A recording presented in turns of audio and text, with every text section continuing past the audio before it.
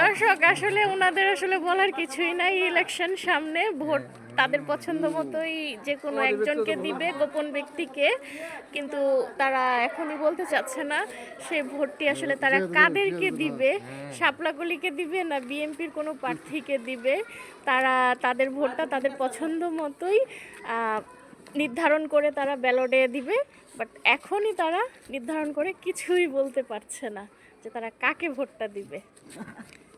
কারণ তারা হচ্ছে একজন সাধারণ জনতা, যার ফলে আসলে মনের ভিতরে একটি ভয় কাজই করে। নির্দিষ্ট করে যদি কাউকে ভোট দেওয়া হয় তাহলে কি শাপলাকলি নিয়ে কিছু বলার আছে? অবশ্যই বলার আছে। আচ্ছা, কি বলা আছে?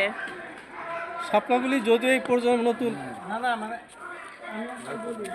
আসলে দেখা তুমি আমার ছেড়ে দেওয়া ফেসবুকে না না ছাড়বো না, বলেন শাপলাকলি নিয়ে আপনার কিছু বলার আছে কিনা বলেন, ছাড়বো না।